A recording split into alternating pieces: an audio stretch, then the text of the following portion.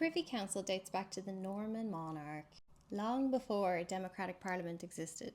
It began as the monarch's private advisory body, but when monarchy was abolished, the Privy Council was not.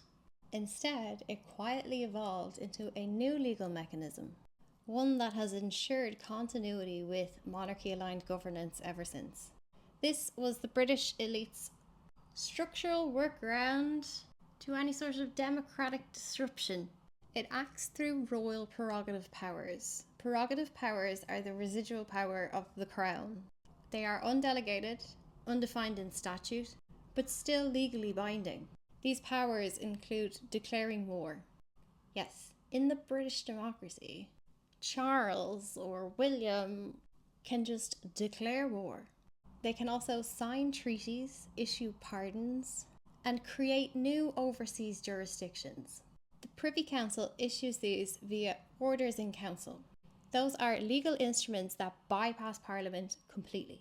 And many of those orders are still classified today, or they're buried quietly with no public scrutiny. I can find them. They include military deployments, intelligence authorizations, overseas administration, national security legal frameworks, and changes to colonial constitutions, still active. The Privy Council provides legal insulation for those in power. Members are appointed for life.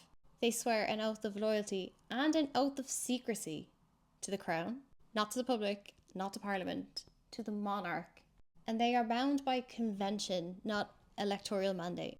The Crown's key advisors, intelligence chiefs, and legal fixers operate from within the Privy Council.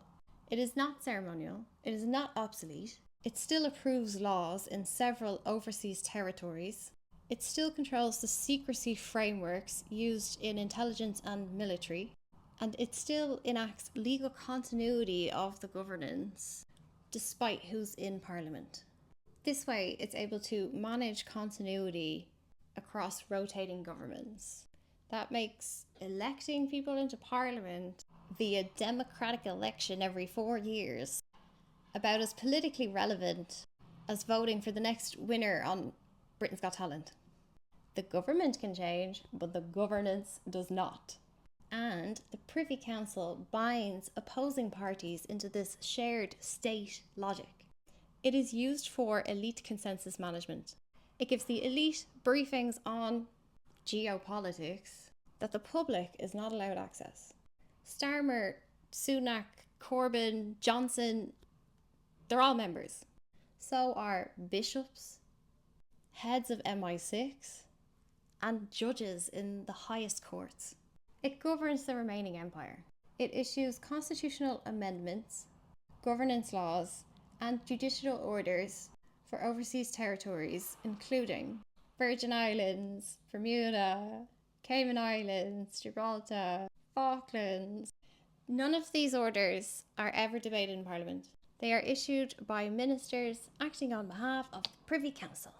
What that phrasing means in plain terms is execution without accountability. Britain doesn't have a constitution the way America does or Ireland. It has a structure of layered sovereignty.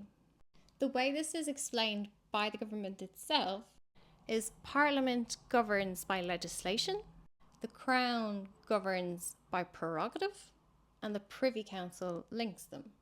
But what does governs by prerogative even mean? Because this structure is preserving Crown power in a supposed parliamentary democracy.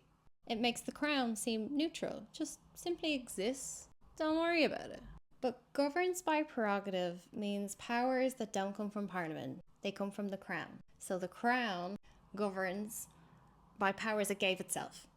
It's dismissed as heritage, legacy, a relic, left over from when the monarch had power. Then why not remove them? And why is the Crown still allowed to send the country to war without a vote? Why is it allowed to sign international treaties in closed rooms with no public scrutiny? Why is it issuing secrecy orders or running colonies in the background? Governance by prerogative power means your legitimacy is based entirely on convention, because people still believe that it's relic, legacy, history, preserving tradition. Just a figurehead. Don't be so stupid. The Privy Council literally exists to preserve executive secrecy, issue laws without legislation, and keep administering the empire. It has lifelong members across political factions that take an oath of secrecy and loyalty to the king. And it has sustained its continuity since long before the empire. And you haven't heard about it because they don't want you to talk about it. It's completely embedded in the legal system, but not the public imagination. They don't teach you about this at school. And the media won't touch it. Yet it exists, and it is one of the few places left where every major politician stands shoulder to shoulder, no matter what the party, and swears their loyalty to the crown, to the British Empire, not the people of the United Kingdom.